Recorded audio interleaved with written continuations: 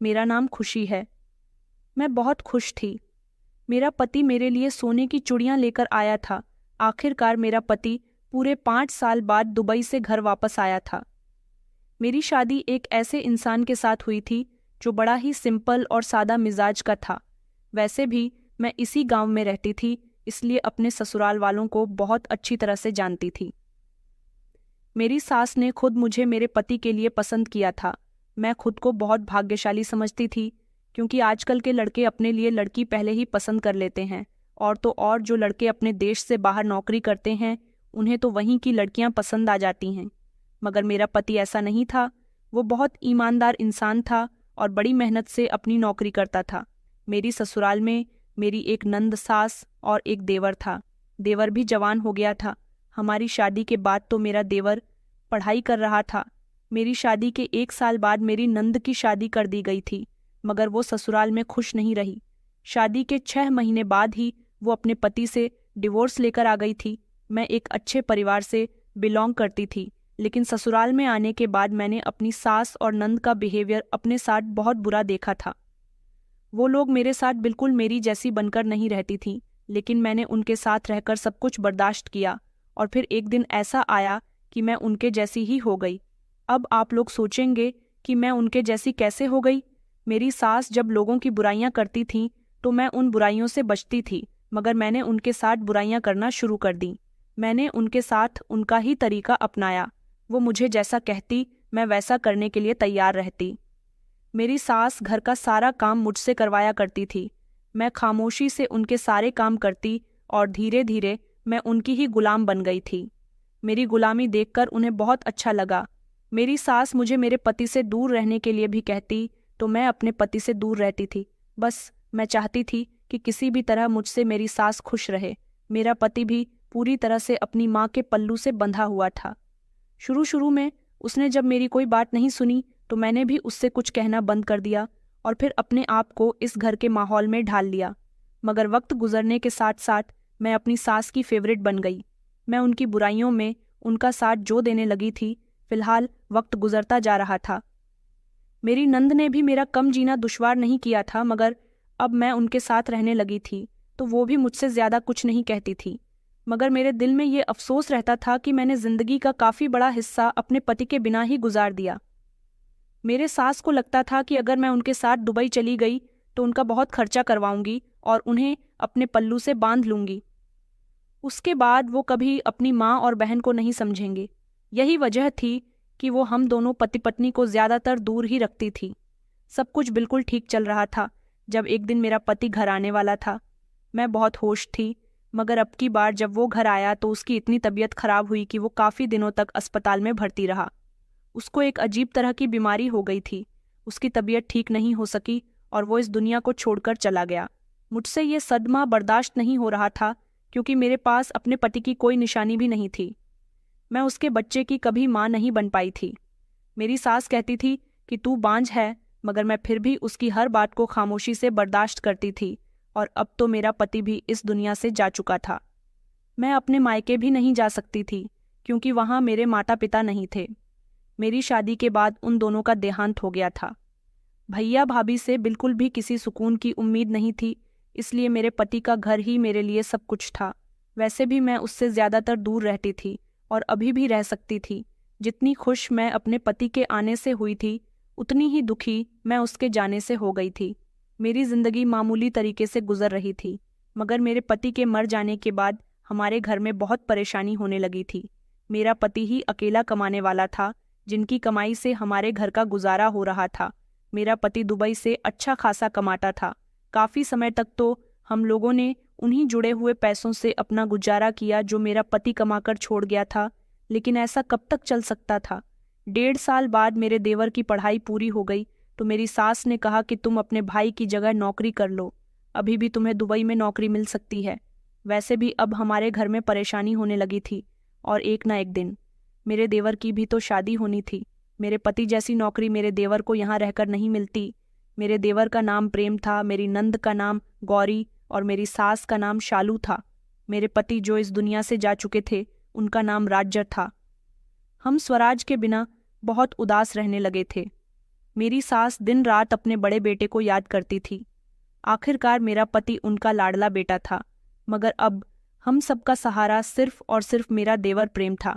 वैसे तो वो दुबई नौकरी करने के लिए नहीं जाना चाहता था, मगर उसको हम सब लोगों ने समझाया और उसने अपने घर के हालात देखे तो वो वहाँ जाने के लिए मजबूर हो गया था, क्योंकि ये बात तो वो भी जानता था कि दुबई से अच्छी नौकरी उसे कहीं नहीं मिल सकती थी। वो दुबई में नौकरी करने के लिए चला गया था और उसके जाने के कुछ महीनों बाद ही अब हमारे घर के हालात ज़्यादा बुरे नहीं रहे थे। शायद हम जिस गरीबी की तरफ जा रहे थे, अब उस गरीबी से हमें प्रेम ने खींच कर निकाल दिया था। मेरा देवर बहुत खूबसूरत था। एक दिन उसने फ़ोन पर बड़ी ही अजीब बात कही। उसने मेरी सास से कहा कि माँ, मैं दीदी की शादी करवाना चाहता हूँ। मुझे अच्छा नहीं लगता कि मेरी दीदी तलाकशुदा होकर हमारे घर में पड़ी रहती है। ये खबर सुनकर तू जैसे मेरी सास के तन बदन में आग लग गई थी। वो अपनी बेटी से बहुत प्यार करती थी। मेरी सास ने गौरी की शादी के बाद उसे उसके ससुराल वालों के खिलाफ इतना भड़काया था कि एक दिन उसके ससुराल से उसका पीछा ही छूट गया था। मगर मेरी सास ये सब बहुत गलत करती थी। इस तरह तो कभी उनकी बेटी का घर नहीं बच सकता था। मेरी सास ने गुस्से से प्रेम से कहा कि बेटा, तुम्हें अगर दीदी तुम्हारे घर में रहती हुई भारी पड़ रही है, तुम मुझे बता दो, तुम इसे घर से निकालना चाहते हो ना? ठीक है, मेरी बेटी यहाँ से चली जाएगी, मगर याद रखना, मैं भी अपनी बेटी के साथ साथ जाऊंगी। ये बात सुनकर मेरे देवर ने उन्हें समझाने की बहुत कोशिश की कि आप मेरी बात का गलत मतलब निकाल रही हो। मेरा मतलब है कि मैं अपनी दीदी को इस तरह नहीं देख सकता। मैं उन्हें उनके घर का कर देना चाहता हूँ। मेरी सास ने कहा कि नहीं बेटा, तुम्हारे कहने का जो भी मतलब है, मगर आज तुमने अपनी जबान से सच बोल दिया है कि तुम्हें अपनी तलाकशुदा बहन इस घर में बोझ लगती है। तुम फिक्र मत करो, मैं इसके लिए कोई रिश्ता तलाश करती हूँ, किसी भी आड़े गाड़े से इसकी शादी करवा दूंगी। मेरी सास प्रेम को बात बात पर ताने मार रही थी, मगर उसका क्या मतलब था, ये बात मैं अच्छी तरह से समझ गई थी। वो बेचारा चाहता था कि उसकी तलाकशुदा बहन अपने घर की हो जाए, लेकिन मेरी सास ऐसा चाहते ही नहीं थी। अगर वो अपनी बेटी को उसके ससुराल में खुश देखना चाहती, तो कभी अपनी बेटी को उसके ससुराल वालों के खिलाफ भड़काती नहीं, बल्कि अपनी बेटी को ससुराल में रहने के उसूल समझती कि किस तरह ससुराल में रहा जाता है। मगर उन्हें अपनी बेटी को खुद से दूर नहीं करना था। वो चाहती थी कि उनकी बेटी यही मायके में ही रहे और अपने भाइयों की कमाई खाती रहे। वो इस घर को छोड़कर कहीं ना जाए। ये घर जितना उसके भाइयों का है, उतना ही उसका भी है। वो दोनों माँ बेटी इस घर की मालकिन थीं और इस घर में उन दोनों का ही हुक्म चलता था। मैं तो इस घर में एक नौकरानी की तरह थी। अगली बार जब फिर से मेरे देवर ने ये बात कही तो मेरी सास ने उसे डांट दिया था। उनका कहना था कि मेरी बेटी यहाँ से कहीं नहीं जाएगी।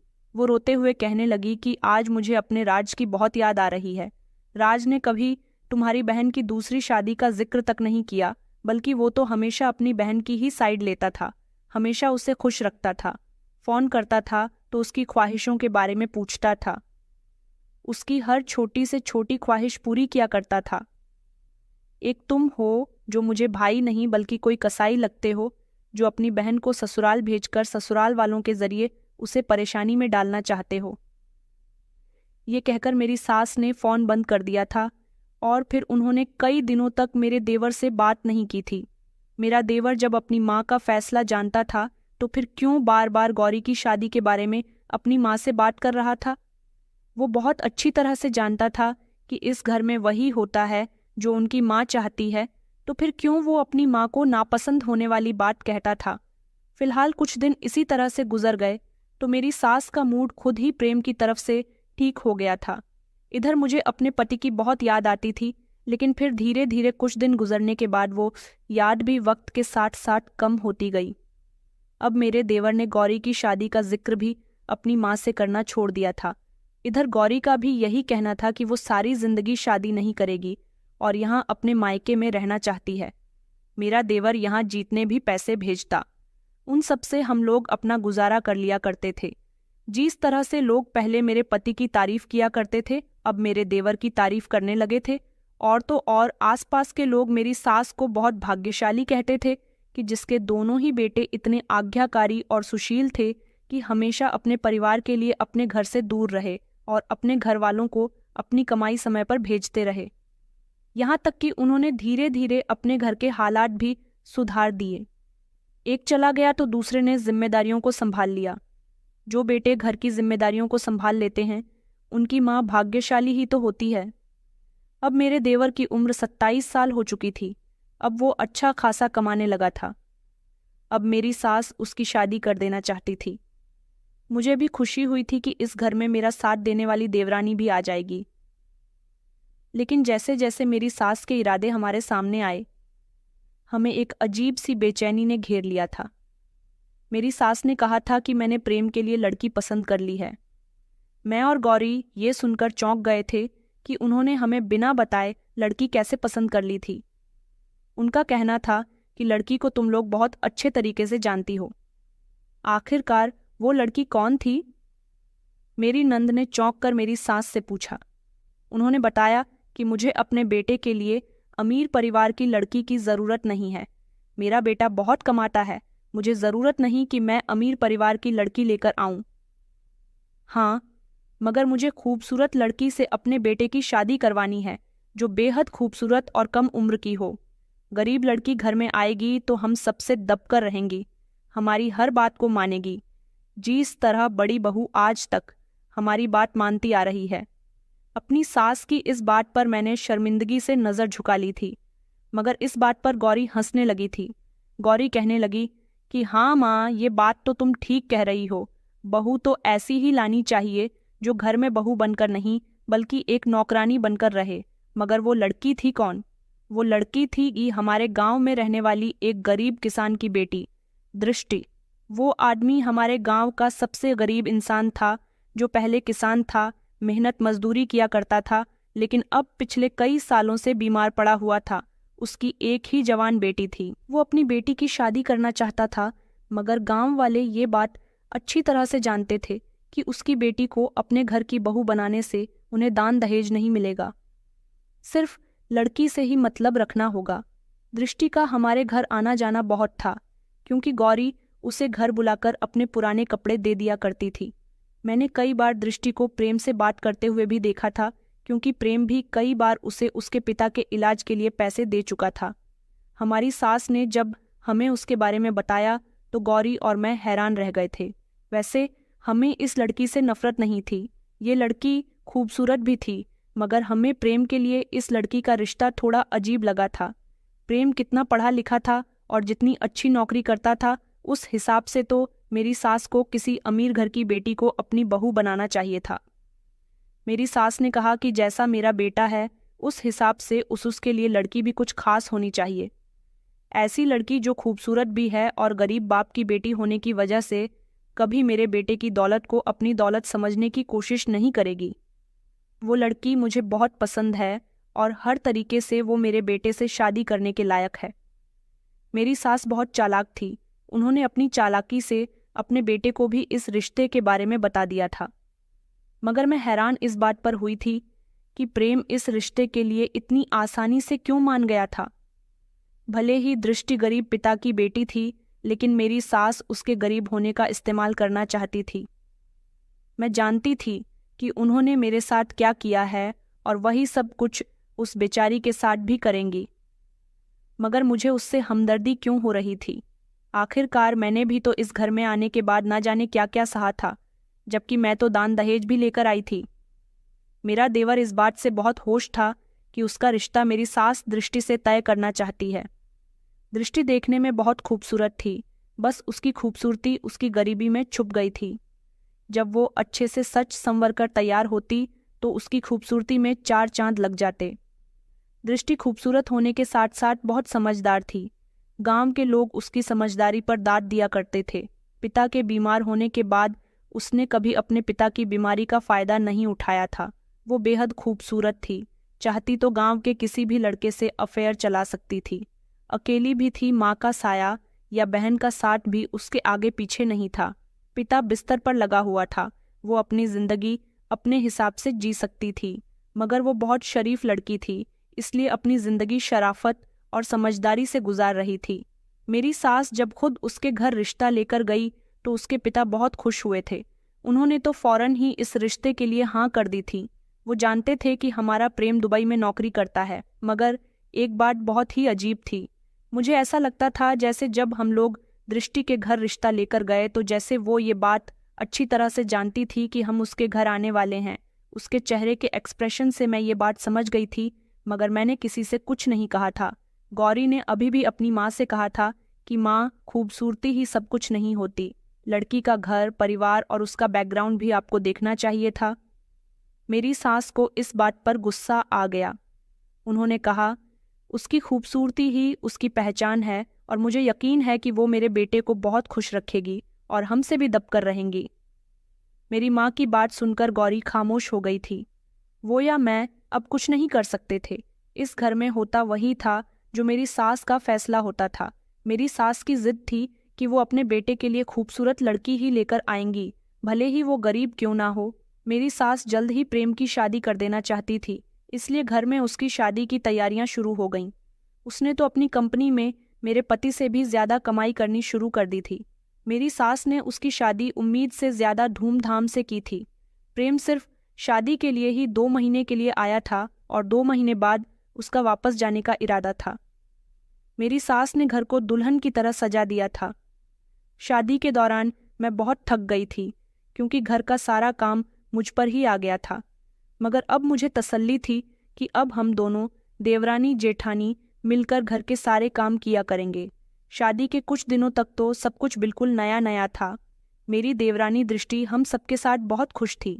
गांव के सब लोग तारीफ कर रहे थे कि दृष्टि को अपने घर की बहू बनाकर मेरी सास ने बहुत अच्छा काम किया है, मगर कोई भी मेरी सास की नीयत नहीं जानता था।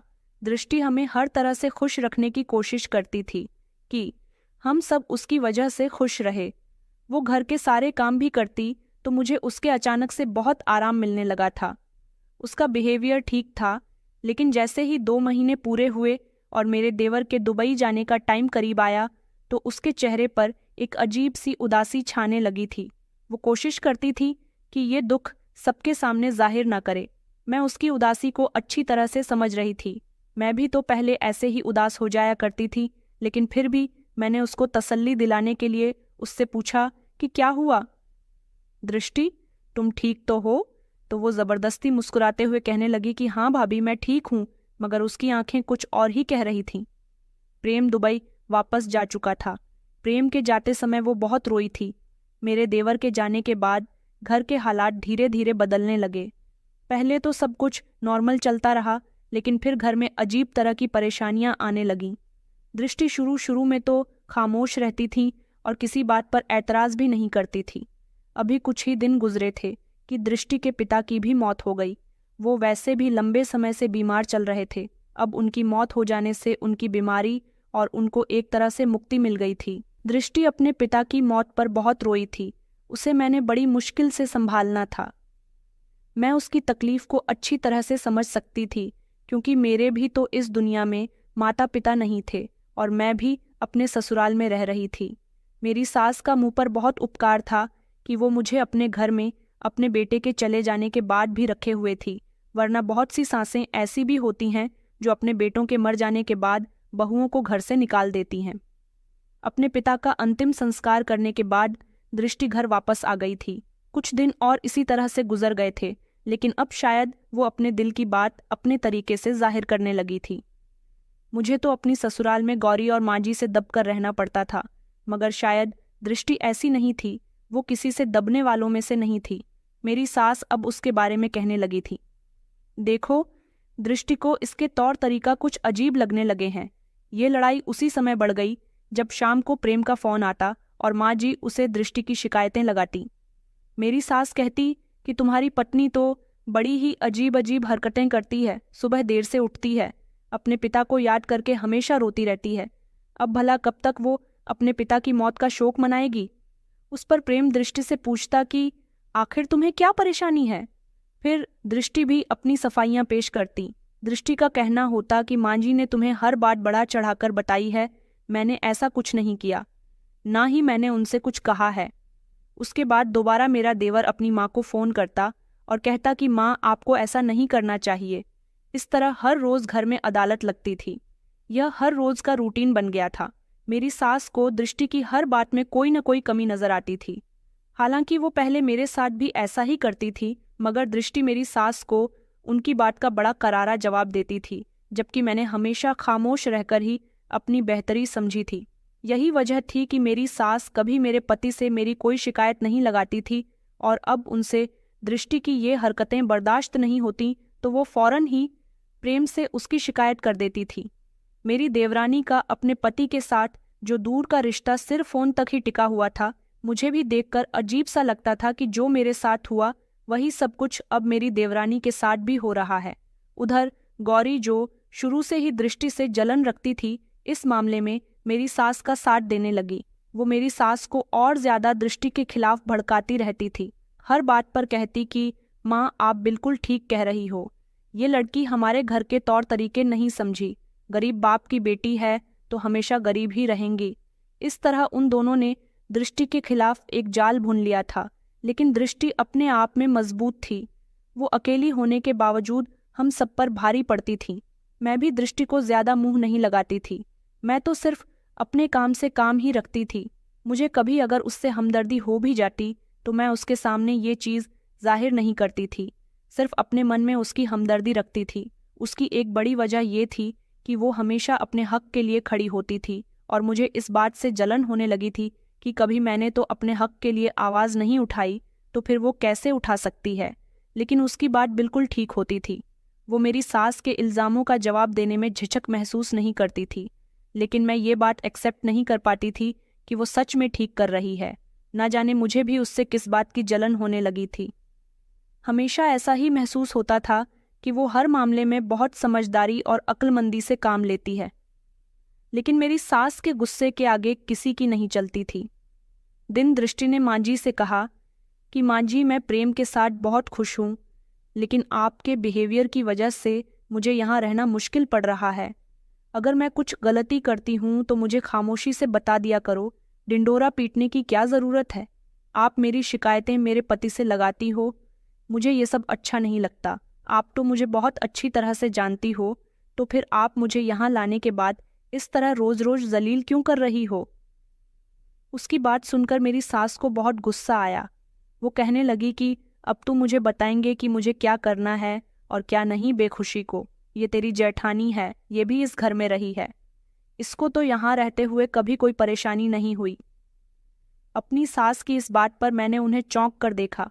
तभी दृष्टि ने कहा, हाँ, मगर मैं भाभी जैसी नहीं हूँ। भाभी तो खामोशी से यहाँ पर सब कुछ बर्दाश्त करके रह रही है, मगर मुझसे ये सब बर्दाश्त नहीं होता। मेरी सास ने कहा कि ये हमारा घर है और जिसे इस घर में रहना है वो हमारे उसूलों के मुताबिक रहेगा, और जो मेरे उसूलों पर नहीं चल सकता वो इस घर को छोड़कर बड़ी आसानी से जा सकता है। मेरी सास ने ये बात जोर से कही थी ताकि मुझे भी आवाज़ आ जाए, और मेरी देवरानी को भी। उस दिन से घर का माहौल और ज़्यादा बिगड़ता चला गया, क्योंकि मेरी नंद भी मेरी सास के बहुत कान भरती थी और दृष्टि को किसी न किसी इल्ज़ाम का निशाना बनाया जाता। दृष्टि की कोशिश होती कि वो मामले को सुलझाए, लेकिन वो जितना बात को ख़त्म करने की कोशिश करती उतनी ही बात बिगड़ जाती थी। मेरा इस घर में मेरे पति के मरने के बाद कोई मुकाम नहीं रहा था, इसलिए अब मेरी वैल्यू और ज़्यादा यहाँ पर कम हो गई थी। यही वजह थी कि मैं इस घर के किसी मामले में नहीं बोल सकती थी, लेकिन मैं ये सब कुछ देख रही थी। मेरी देवरानी की कोशिशों, मेरी सास की शिकायतें और मेरी नंद की चालाकियाँ सब मेरी नज़रों से छुपी हुई नहीं थीं। मुझे ये समझने में देर नहीं लगी कि ये सब किसी बड़े तूफान की तैयारी कर रहा था और एक दूसरे के खिलाफ शिकायतों का बाजार गर्म था। मुझे लगता था कि दृष्टि भी मेरी तरह दबकर इस घर में जिंदगी गुजार देगी, मगर ऐसा नहीं हुआ था। दृष्टि हक पर थी, मगर वो ये जंग जीतने के लिए अकेली थी। उसका पति जो दुबई में था रोज नई नई बातों का शिकार बनता, लेकिन वो इन सब का हल निकालने में बेबस था। दृष्टि का कहना था कि वो ऐसे हालात में भी अपने पति के साथ खुश है, लेकिन अब उसके चेहरे की मुस्कुराहट धीरे धीरे कम होती जा रही थी। शादी के बाद कहते हैं कि चीज़ें बदलने में वक्त लगता है, लेकिन हमारे घर में तो जैसे रातों रात सब कुछ बदल गया था। मेरी सास तो गरीब लड़की को जानबूझकर इस घर में लेकर आई थी ताकि उसे तंग कर सके और वो उसे तंग करने में कोई कमी नहीं छोड़ती थी। अब उनका ध्यान मुझसे हटकर दृष्टि की तरफ चला गया था। दृष्टि बेचारी अपनी किस्मत को रोती रहती थी।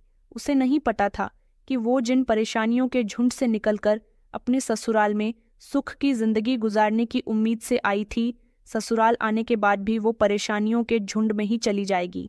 वो कभी कभी मुझसे बात करने की कोशिश करती, मगर मैं उसकी तरफ से मुंह फेर लिया करती थी।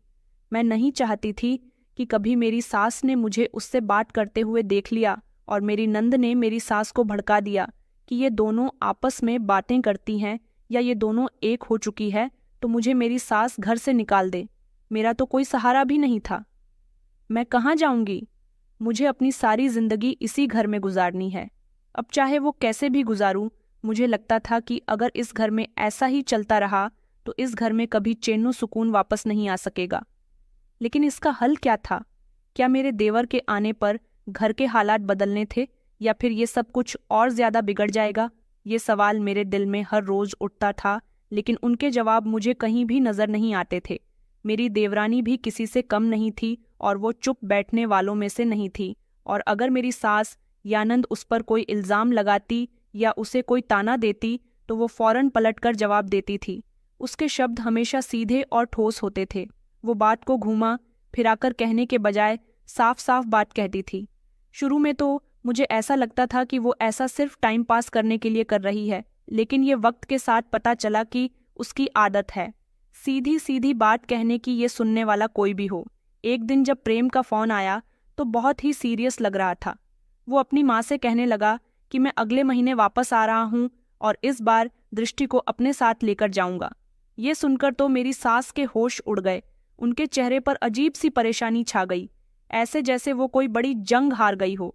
उन्होंने गुस्से से कहा, तुम क्या कह रहे हो? तुम अपनी पत्नी को यहीं रहने दो। अगर उसे वहां लेकर गए तो खर्च डबल हो जाएंगे। आज तक कभी तुम्हारी भाभी भी तुम्हारे भैया के साथ नहीं गई, तो फिर दृष्टि कैसे तुम्हारे साथ जा सकती है? वहां जाने के बाद उसके सारे खर्चे और उसकी जरूरतें तुम्हें देखनी होंगी। यहाँ रहकर हम उसकी देखभाल कर रहे हैं ना, और जब पत्नी का ही ख्याल रखोगे तो फिर हमारे लिए क्या भेजोगे? उसके जाने के बाद तुम हमें भूल जाओगे। प्रेम कुछ देर तक तो खामोश रहा। शायद वो ज्यादा बहस नहीं करना चाहता था। फिर कहने लगा कि आप फिक्र मत करो, मैं सब देख लूंगा और मैं भैया की तरह नहीं हूं जो शादी करने के बाद अपनी पत्नी को वहीं रहने दूं। आपके कहने पर मैं यह नौकरी करने के लिए तैयार हुआ था, मगर अब अपनी पत्नी से दूर नहीं रह सकता। प्रेम की इस बात ने मेरी सास के दिल में एक नया खतरा पैदा कर दिया था। ये दोनों माँ बेटी आपस में बातें करती रहती थीं। एक बेटा तो हमसे दूर हो ही गया, कहीं ऐसा ना हो कि ये हमारे बेटे को अपने काबू में कर ले और उसे हमसे दूर कर दे। अब इन्हें कौन बताता कि उनके बड़े बेटे को मैंने उनसे दूर नहीं किया था, बल्कि उन्होंने ही मुझे मेरे पति से दूर किया हुआ था। उनका कहना था कि ये बहुत चालाक लड़की है, दुबई जाकर अपना अलग घर बसा लेगी और फिर हमें कौन समझेगा। उन्हीं दिनों एक और खबर ने घर का माहौल बदल दिया। मेरी देवरानी प्रेग्नेंट थी। अब तो मेरे देवर ने साफ साफ कह दिया था कि वो अपने बच्चे की डिलीवरी के बाद माँ और बेटा दोनों को अपने साथ दुबई ले जाएगा। ये बात मेरी सास के लिए नई मुसीबत से कम नहीं थी। अभी मेरी देवरानी के यहाँ से जाने में पूरे 9 महीने थे, जब तक तो उसे यहीं पर रहना था। मेरी सास ने अब उसका और भी ज्यादा जीना दुश्वार कर दिया था। गौरी सारा दिन उस पर नजर रखती थी। मेरे देवर की शादी को 4 महीने गुजर गए थे। अब जब से उसे पता चला था कि दृष्टि माँ बनने वाली है, वो तब से उसका और भी ज्यादा ख्याल रखने लगा था। अब की बार उसके गांव का ही एक दोस्त जो उसके साथ दुबई में काम करता था, वो अपने घर आने वाला था, तो उसने अपने दोस्त के हाथ दृष्टि के लिए दुबई से खरीदा हुआ मोबाइल भेजा था। मोबाइल आने से दृष्टि को इतना तो फायदा हुआ था कि उसे अब गौरी के मोबाइल से अपने पति से फोन पर बात नहीं करनी होती थी। ये सब मेरी सास से बर्दाश्त न हुआ। मेरी नंद ने इस बात पर रोना धोना शुरू कर दिया और उसी समय प्रेम को कॉल करके कहा कि तुम्हें तो सिर्फ अपनी पत्नी की ही फिक्र रहती है, एक मोबाइल मेरे लिए भी भेज देते। मेरी सास ने भी इस बात पर बहुत हंगामा किया था। उन्होंने प्रेम को बहुत डांट लगाई थी। उनका कहना था कि घर में एक मोबाइल पहले से ही है, तो फिर पत्नी को अलग से मोबाइल देने की क्या जरूरत थी। प्रेम ने खामोशी से अपनी माँ और बहन की सारी बातें बर्दाश्त कर ली थीं। एक दिन दृष्टि मेरे कमरे में आई और मुझसे बात करने की कोशिश करने लगी। कहने लगी कि भाभी, ये लोग मेरे साथ कितना गलत करते हैं, बल्कि गलत तो आपके साथ भी होता है। आप सब कुछ खामोशी से बर्दाश्त करती हो, कभी इन लोगों से कुछ कहती क्यों नहीं? उस दिन मेरी सास और नंद घर से बाहर गई हुई थीं। मैंने कहा, देखो, तुम्हारी बात और है, मेरी बात और है। मैं आवाज नहीं उठा सकती। तुम इन लोगों को नहीं जानती, तुम कितनी ही कोशिश कर लो, मगर ये तुम्हें प्रेम के पास नहीं जाने देंगी। मैंने अपने पति के बिना पूरे 5 साल गुजारे हैं और अब मुझे उसके बिना सारी जिंदगी गुजारनी है। तो फिर तुम किस खेत की मूली हो? तुम जो चाहे कर लो, मगर तुम भी मांझी के आगे जीत नहीं सकोगी। मेरी बात को खामोशी से सुनकर दृष्टि मेरे कमरे से निकल गई थी। उसने मुझसे कुछ नहीं कहा था। हाँ, मगर वो जाते हुए मुझे अजीब सी नजरों से घूर कर गई थी। दिन इसी तरह से गुजरते गए। मेरी देवरानी को इस घर में बहुत सताया जा रहा था, मगर वो शायद अपने पति के आने का इंतजार कर रही थी। जब तक उसने सब कुछ खामोशी से बर्दाश्त किया और अब उसका नवाहक महीना लग गया था और फिर उसने बेटे को जन्म दिया। कुछ दिनों बाद मेरा देवर घर आ गया था। मेरी सास और नंद का अभी भी मुंह बना हुआ था, मगर वो कुछ दिन यहाँ गुजरने के बाद अपनी पत्नी और बच्चे को जबरदस्ती यहाँ से ले गया। ये सब देखकर तो हम सब हैरान रह गए थे। मुझे तो डांट देनी चाहिए थी अपने देवर की हिम्मत की, जो अपनी माँ और बहन के खिलाफ जाकर भी अपनी पत्नी को अपने साथ ले गया। मैं अफसोस कर रही थी कि काश मेरे पति ने भी अगर इतनी हिम्मत दिखाई होती तो मैं भी उसकी मोहब्बत से तरसी हुई ना होती। मेरी सास चीखते चिल्लाते रह गई, मगर मेरे देवर को जो करना था उसने किया। उसका यही कहना था कि मैं अपनी पत्नी और बच्चे के साथ रहना चाहता हूँ, ये मेरा हक है और मैं आप लोगों का भी ख्याल रखूंगा, लेकिन मेरी पत्नी मेरे साथ जाएगी। मेरी सास प्रेम से बहुत नाराज थी। यहाँ तक कि गौरी ने तो प्रेम की दुबई पहुंचते ही उसे फोन करके ढेर सारी बातें भी सुनाई थीं। मेरी सास ने अपना गुस्सा पी लिया था, क्योंकि यहाँ उनका उत्साह देखने वाला कोई भी नहीं था। मेरा देवर अपनी नई जिंदगी की शुरुआत करना चाहता था। अपनी जिम्मेदारियां और मोहब्बत के बीच भेदभाव नहीं करना चाहता था, और दृष्टि जो हर जगह अपनी हिम्मत कायम करने की कोशिश कर रही थी। एक तरह से देखा जाए तो दृष्टि मेरी सास से जीत गई थी, क्योंकि वो अपने पति के साथ जाने में कामयाब रही। मेरी सास को अपनी हार महसूस हो रही थी। वो बुरी तरह से गुस्से में थी। फिलहाल के लिए तो उनका गुस्सा खामोश हो गया था, मगर वो अपना बदला लिए बिना चैन से नहीं बैठ सकती थी। मुझे भी दृष्टि पर बहुत हैरानी हुई थी और गुस्सा भी आ रहा था खुद पर कि मैं क्यों इन लोगों से दबकर रही। मेरी देवरानी आज इस घर में आकर गौरी और मेरी सास के साथ ठीक कर रही है, मगर वो अपनी लड़ाई लड़ रही है। मेरा समय तो निकल चुका। मैंने अपनी जिंदगी का सबसे हसीन वक्त इसी घर में नौकरानी बनकर गुजार दिया। क्यों मैंने अपने लिए कुछ नहीं किया?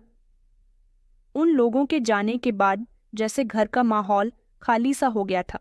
मैंने सोचा कि अब ये मामला खत्म हो गया, लेकिन मुझे क्या पता था कि अब तो असल शुरुआत हुई थी। कुछ दिनों के बाद हमारे घर दृष्टि की एक दोस्त आई। वो दृष्टि से मिलने के लिए आई थी, मगर जब उसे पता चला कि दृष्टि भी अपने पति के साथ दुबई चली गई तो उसने हमें एक अजीब बात बताई, जिसे सुनकर मेरी सास का पारा हाई हो गया था।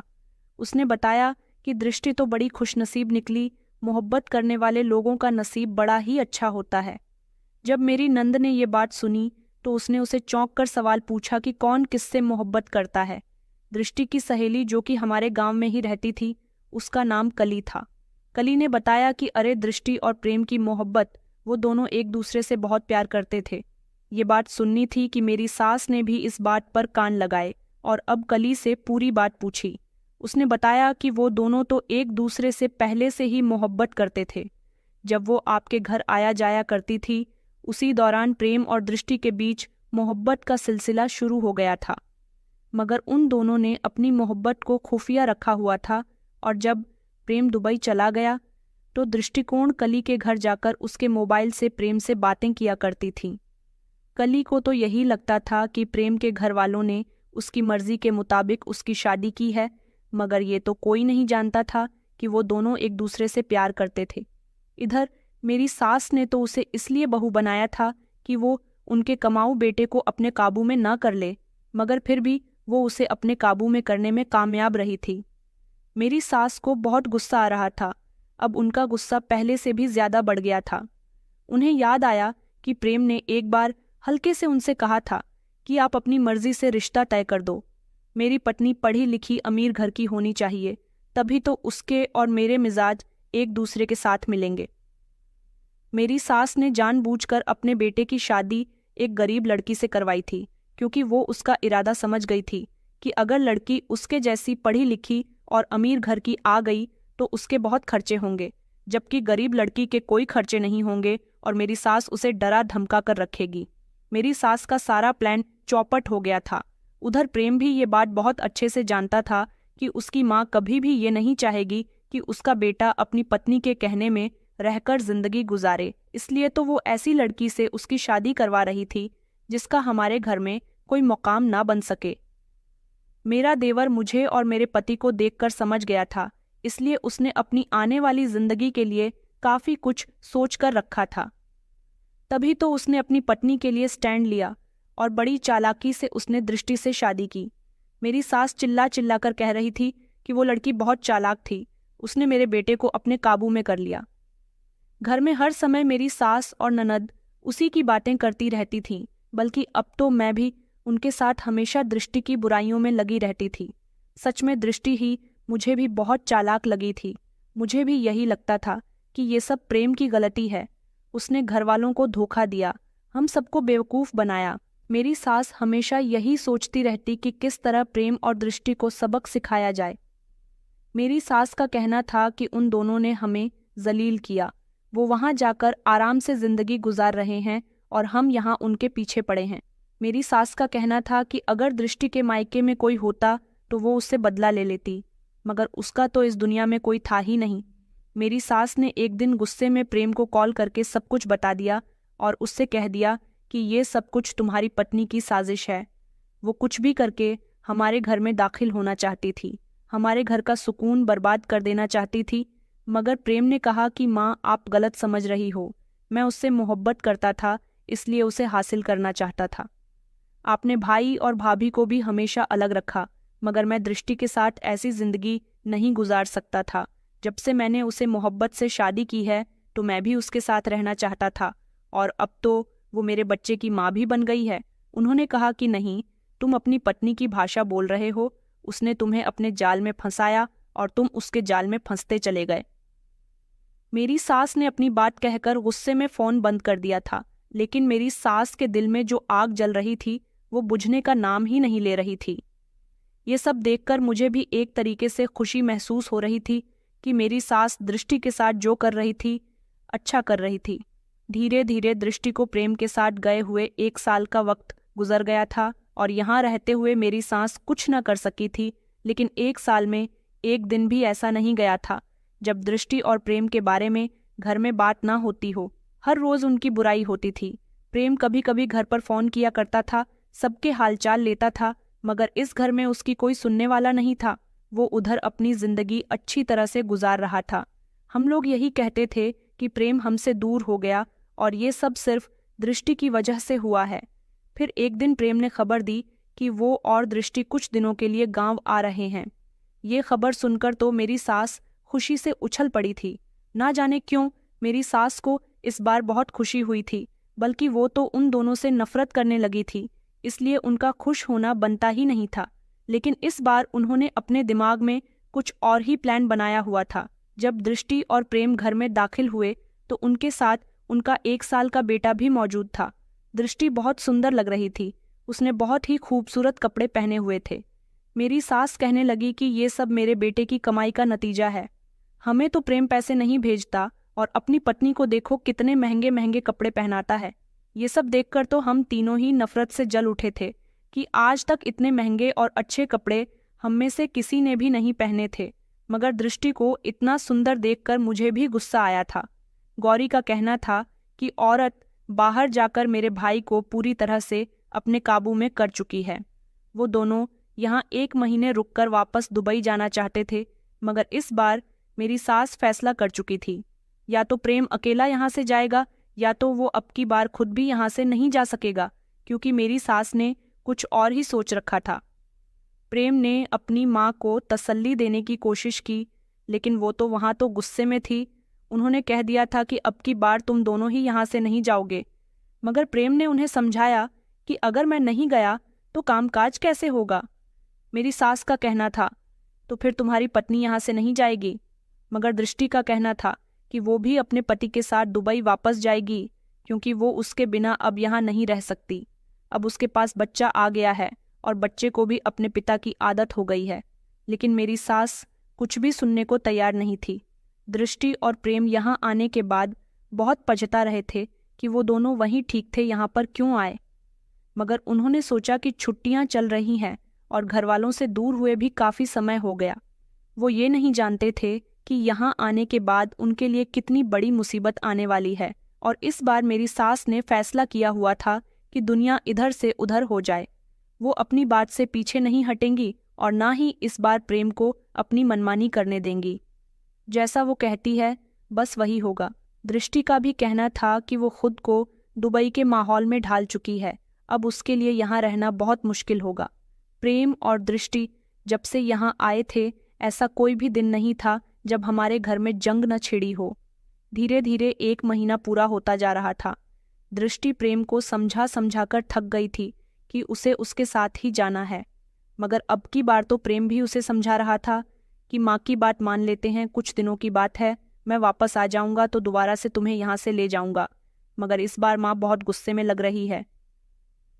दृष्टि ने कहा कि इधर तुम्हारी माँ मेरा जीना दुश्वार कर देगी, प्लीज़ मुझे अपने साथ ले चलो। इस बार मेरी सास ने प्रेम से कह दिया था कि अगर तुम बहू को अपने साथ ले गए तो अच्छा नहीं होगा। यहाँ से जाने के बाद तुम दोनों पति पत्नी दोबारा घर के अंदर दाखिल न हो सकोगे और हम सब तुमसे सारे संबंध खत्म कर देंगे। प्रेम हरगिज ये बात बर्दाश्त नहीं कर सकता था, इसलिए वो मजबूर हो गया। दृष्टि को यहाँ छोड़ने पर 1 महीना पूरा हो गया तो प्रेम यहाँ से चला गया था। यद्य दृष्टि उसके आगे हाथ जोड़ती रह गई थी। उसका बस यही कहना था कि मुझे अपने साथ ले चलो, मैं इस नर्क में नहीं रह सकती। ये घर एक तरह का नर्क ही तो था जिसमें मैं कई सालों से जल रही थी। मगर अब दृष्टि को तकलीफ में देखकर मैं अपनी तकलीफ भूल गई थी। ऐसा लगता था जैसे उसके साथ बहुत अच्छा हो रहा है। तभी तो मैंने कभी उसकी साइड लेने की कोशिश ही नहीं की, कभी उसकी तरफ से बोलने की कोशिश नहीं की, बल्कि हमेशा उसकी गलतियों को बढ़ावा दे दी गई। अपनी सास और नंद के जैसी हो गई। प्रेम दुबई जा चुका था, इधर उसका बच्चा और दृष्टि घर में रह गए थे। दृष्टि बहुत रोई थी, वो अपने कमरे में बंद थी, जबकि मैं अपने कमरे में जाकर सो गई थी। उधर अपने कमरे में मेरी सास और नंद बैठी हुई ना जाने कैसी प्लानिंग कर रही थी। आंधी रात का समय था जब मेरी नंद मुझे उठाने के लिए आई। कहने लगी कि भाभी तुम्हें माँ ने बुलाया है। मैं घबरा गई और जल्दी से अपनी सास के कमरे में गई। मेरी सास ने कहा कि बैठो, तुम्हें भी सुनना चाहिए कि हम क्या बातें कर रहे हैं। मेरी आंखों में नींद भरी हुई थी, लेकिन अपनी सास की बातें मुझे समझ नहीं आ रही थीं। वो दोनों माँ बेटी धीरे धीरे किसी टॉपिक पर बात कर रही थीं। मेरे घर में किसी भी बात का टॉपिक हमेशा दृष्टि और प्रेम ही होते थे, इसलिए मैंने उन दोनों की बातों पर ज़्यादा ध्यान नहीं दिया। उनका यही कहना था कि प्रेम तो यहाँ से जा चुका है और इस लड़की ने रो रो कर अपना बुरा हाल कर लिया है। अब वो इसे सुकून की जिंदगी नहीं गुजरने देंगी। वो उसके खुशियाँ उसे छीन लेना चाहती है। एक बार जो वो गलती कर चुकी है वो दोबारा ना करे, इसलिए वो अब आगे कुछ नया करना चाहती है। वैसे भी ये सब देखकर मेरी सास को बहुत जलन हुई थी कि दृष्टि पहले से भी ज़्यादा खूबसूरत हो गई थी। उसे देखकर सब जाहिर होता था कि उस पर काफ़ी पैसा लगाया गया है, और तो और उसका बच्चा भी बहुत महंगे कपड़े पहन रहा था। मेरी सास ने कहा कि अब की बार तो उसने दृष्टि का अकाउंट भी खुलवा दिया है और अब वो दृष्टि के अकाउंट में ही पैसे हमें ट्रांसफ़र करेगा। ये बात घर से जाते समय प्रेम ने खामोशी से अपनी पत्नी से कही थी, जिसको गौरी ने सुन लिया था और अपनी माँ को बता दिया। ये बात मेरी सास से बिल्कुल बर्दाश्त नहीं हुई। उन्हें लगता था कि वो अभी तक उनके बेटे को काबू किए हुए हैं, मगर अब तो उनकी बेटी की कमाई भी उसके कंट्रोल में आने वाली थी। मेरी सास ये सब कुछ बर्दाश्त नहीं कर सकती थी। वो कह रही थी कि हमें इसका कुछ ना कुछ तो करना ही होगा। मैं ये सब बातें सुनकर हैरान हुई थी, लेकिन मैंने उनकी बातों पर कोई ध्यान न दिया। मैं समझी कि शायद उनका मतलब ये है कि वो दृष्टि और उसके बच्चे को हमारे साथ रहना चाहिए, ताकि मेरी सास उन दोनों को अपनी आंखों के सामने रख सके। मेरी आंखें नींद के मारे खुल नहीं रही थीं। आखिरकार इस समय रात के 3:30 बज रहे थे। मैंने अपनी सास से कहा कि मां जी, मैं सोने जा रही हूँ, बाकी की बात हम सुबह करते हैं। उन्होंने मुझे जाने दिया, लेकिन जाते हुए उनके चेहरों पर एक खास तरह की सख्ती देखकर मेरा दिल अजीब सा हो गया था। मैं अपने कमरे में आ गई थी और बिस्तर पर लेटकर सो गई थी, लेकिन अगली सुबह जब मेरी आंख खुली तो घर का माहौल बिल्कुल बदला हुआ था। मैं जैसे ही अपने कमरे के दरवाजे से निकली तो मुझे अपनी देवरानी के कमरे से खटर पटर की आवाज़ें आ रही थीं। ये सुबह सुबह का समय था। मैं फौरन ही दृष्टि के कमरे की तरफ गई तो ये देखकर मेरे पैरों तले से ज़मीन निकल गई कि मेरी सास और नंद ने दृष्टि को जान से मार दिया था और अब वो उसको उसी के कमरे के अंदर गड्ढा करके दबा रही थी। मैंने जोर से चिल्लाकर कहा, ये आप दोनों ने क्या कर दिया? मेरी नंद जल्दी से मेरे करीब आई और कहने लगी कि चिल्ला क्यों रही हो? अगर किसी को पता चल गया तो क्या होगा? मैं रोने लगी। मैंने कहा, लेकिन तुमने इसको क्यों मार दिया? मेरी नज़र जैसे ही साइड पर गई तो ये देखकर मेरे होश उड़ गए थे कि 1 साल का मासूम बच्चा, उसे भी इन लोगों ने मार दिया था। मैं उस बच्चे के धीरे धीरे करीब गई तो मेरी नंद ने मेरा हाथ पकड़ लिया और कहने लगी कि ये भी मर गया है।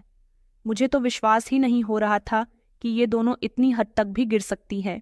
मेरी आंखों से लगातार आंसू गिर रहे थे। कल रात तक जो माँ बेटे जिंदा थे, आज वो मेरी आंखों के सामने मरे हुए थे। प्रेम के बच्चे का गला घोंटकर उसे मारा गया था, जबकि इन दोनों ने दृष्टि का भी गला घोंट दिया था। वो बेचारी चीखने चिल्लाने की कोशिश कर रही होगी, मगर ये 2 जानवर औरतें और ये बेचारी कमजोर लड़की जो पहले से ही यहाँ रो रो कर बेहाल हो चुकी थी, उसने न जाने अपने आप को बचाने के लिए क्या कुछ नहीं किया होगा। अब मुझे दृष्टि से हमदर्दी महसूस हो रही थी, मगर अब हमदर्दी करने का कोई फायदा नहीं था।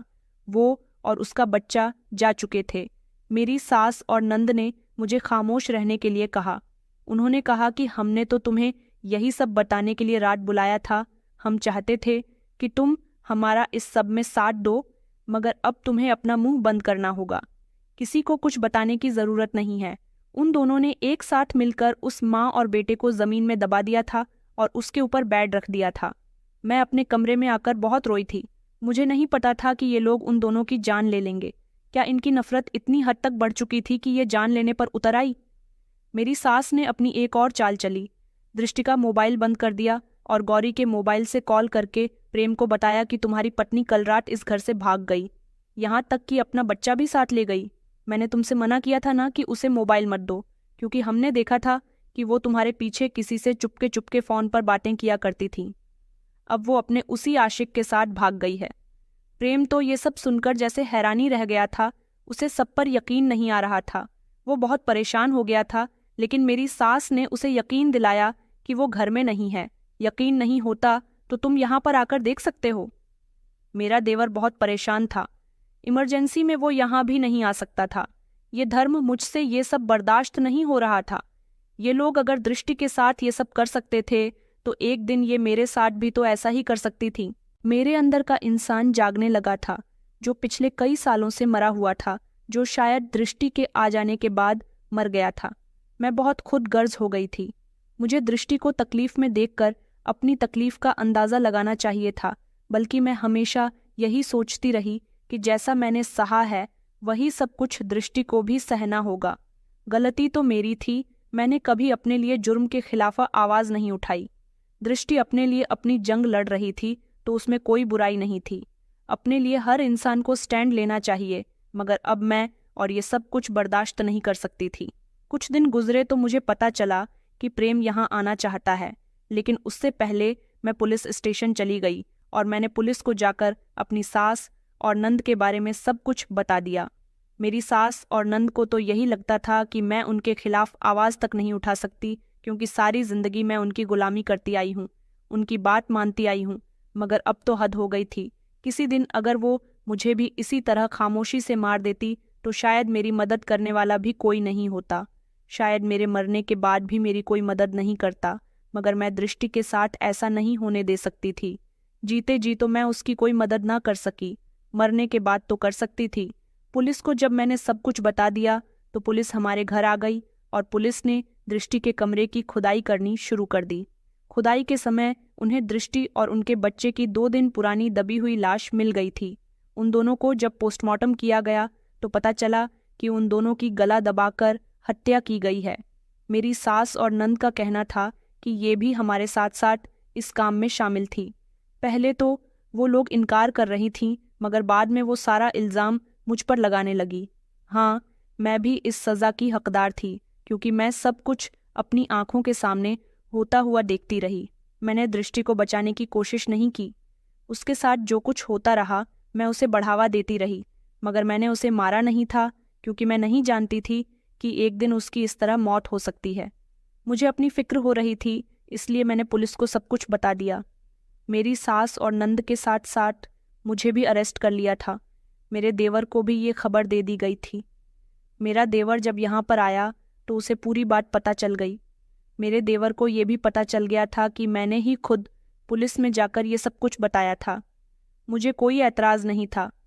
अगर मुझे सज़ा मिल भी जाती तो मगर मेरे देवर ने मुझे बचा लिया। उसका कहना था कि कई सालों पहले भाभी के साथ भी ऐसा ही हुआ था। हाँ, फ़र्क इतना था कि भाभी ने कभी अपने लिए आवाज़ नहीं उठाई, इसलिए भाभी बच गई। मेरी पत्नी हमेशा अपने लिए आवाज़ उठाती थी, इसलिए मेरी माँ और बहन ने अपना बदला उससे लिया। इस तरह मेरी सास और ननंद को कड़ी सज़ा हुई, लेकिन मेरा देवर अपनी माँ और बहन से नफरत करने लगा। मैंने भी अपने किए की माफ़ी अपने देवर से मांगी थी। मुझे आज भी अपनी गलतियों का एहसास होता है। मैंने अपने आस पास दृष्टि पर जुल्म होते हुए देखा, फिर भी मैं कुछ न कर सकी। जुल्म होते हुए देखने वाला इंसान भी जुल्म करने वाले के बराबर ही होता है। मैं आपसे यही रिक्वेस्ट करना चाहती हूँ कि अगर आपके सामने कोई बेबस इंसान है और उसे आपकी मदद की ज़रूरत है तो उसे सहारा ज़रूर दीजिए। ऐसा ना हो कि वक्त गुजर जाए और वो बेबस इंसान अपनी ज़िंदगी की जंग हार जाए। वक्त पर अगर हम किसी की मदद कर दें तो शायद वो जुल्म से बच सकता है। दोस्तों, उम्मीद करती हूँ आपको हमारी कहानी पसंद आई होगी। कहानी पसंद आई है तो वीडियो को लाइक करें। चैनल पर नए हैं तो चैनल को सब्सक्राइब करें। धन्यवाद।